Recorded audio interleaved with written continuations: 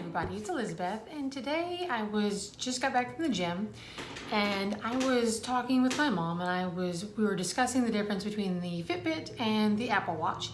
I just whacked myself in the eye, and so I thought that I would share the difference in these two with you. As you guys know, I really like working out. I've just started working out with Austin, so he's gonna be starting to wear the Fitbit, but I really like my Apple Watch. Now, I started off with the Fitbit, which I really enjoy. If you are young and you're just concerned with, maybe you're in a workout group with your friends and you like to compete with your friends and all that kind of stuff, and you need people to kind of help you motivate you, the Fitbit is really great. It's easy to connect with your friends. It shows you right on the display how many steps you've taken. It motivates you to take more steps every hour. If you haven't taken 250 steps in the hour, it kind of pushes you to take those extra steps every hour. The Fitbit is really great if you just need a simple device to help you to walk. And when you look down to see what time it is, it shows you how many steps you've taken, and it's simple in its motivation, but it does tell you everything like your heart rate. It'll tell you, you have the run, the stopwatch setting, it'll help you with your breathing stuff, and then it tells you how many flights of stairs you've done. It'll tell you just basic health information, basic exercise information. Now, the Apple Watch, you can go a couple different ways. You can have the Apple Watch that just connects to your phone, so you pay for the watch, connects to your phone, or I have it to where my Apple Watch actually has its own phone line, and so it still connects to my phone, but even if I don't have my phone, my watch will still get phone calls and stuff. But that's not really the part that I like about the Apple Watch. I do like that. That's really super cool. But what I like is it's more specific in everything. This is fantastic. This will tell me what my heart rate is. It'll monitor my sleeping. It'll, tell me what my, my heart rate is every time I look down at it. But this will kind of, let me show you. So this will monitor, I can see what my heart rate was all day. I can see what my heart rate was when I was working out. I can see what my heart rate is right now. I can see what my heart rate baseline is, where it should be. I can see my walking average. This really breaks it down to what it was when I was doing my outdoor walking.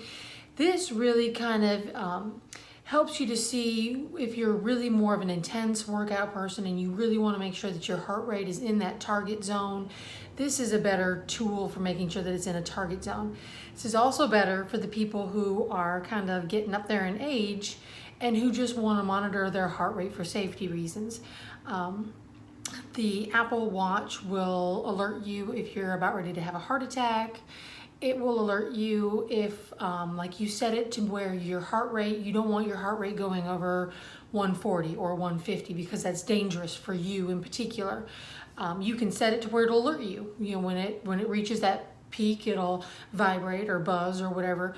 So there's a lot of safety features in this that I really like, which is why I kind of was trying to talk my mom into getting it.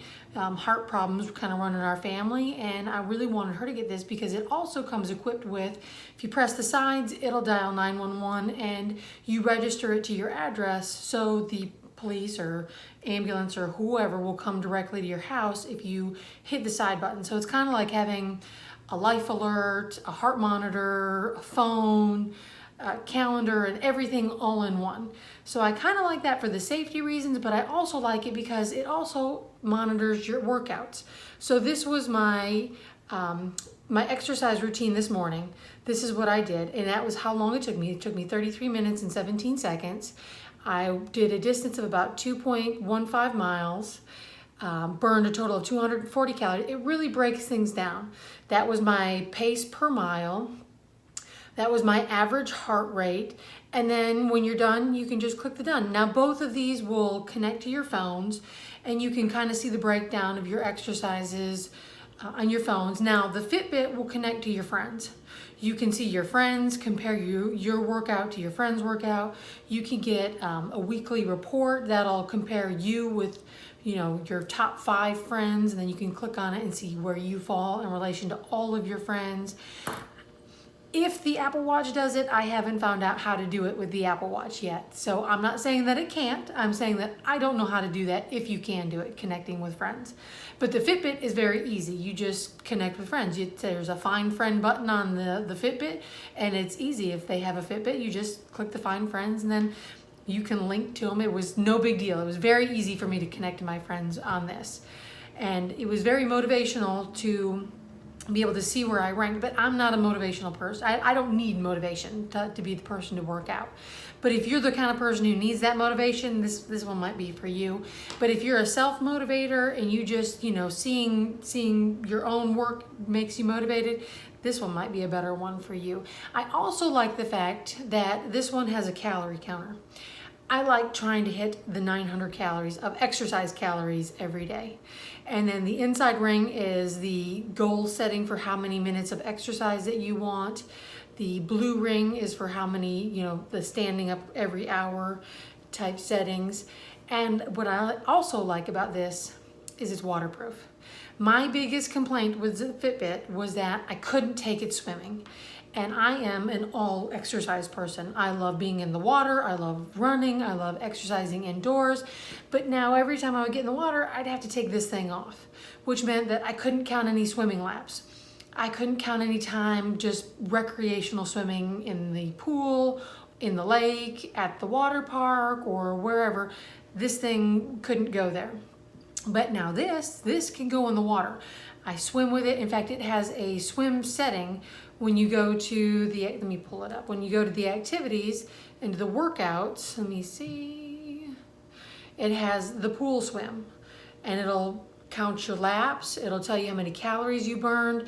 And what I like about the swimming one is that swimming will burn twice as many calories as you'll burn exercising in your living room or running outside or whatever it is that you do. So I really like to incorporate swimming into my exercises. So even though the Fitbit is a great tool for, you know, if you just want a simple workout where you and your friends want to get together and kind of group up and form a team and, you know, compete with each other, this one is fantastic. Now, I'm not saying this one can't do it. I'm saying I haven't been able to figure out how to do that with this one.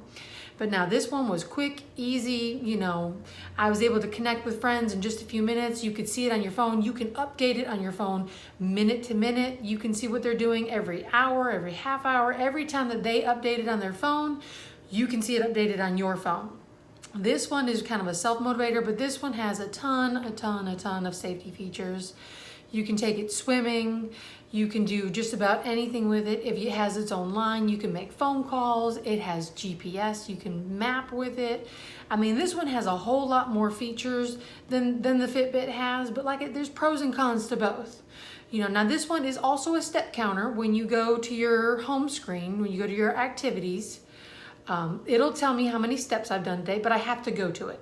So today, so far, I have done 8,658 steps, 4.25 miles at 12 o'clock.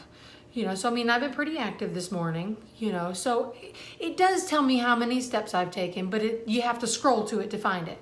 Whereas the Fitbit just tells you right up front, this is how many steps you've done. You know, so there's pros and cons to both. I definitely like my Apple Watch just because the other features. The swimming thing is what kind of clinched it for me. Being able to take this thing into the waters was the deal breaker for me, even though I did love my Fitbit and I love being able to connect to my friends. The being able to go into the water kind of sealed the deal for me. So anyway, those are basic differences. I know that both of these watches can do so much more than the basic things that I just explained to you, but those were the pros and cons that kind of stuck out to me the most, and those were just basic differences in the two watches. So anyway, I hope you liked the video, and if you did, please subscribe to the channel, and we'll see you later.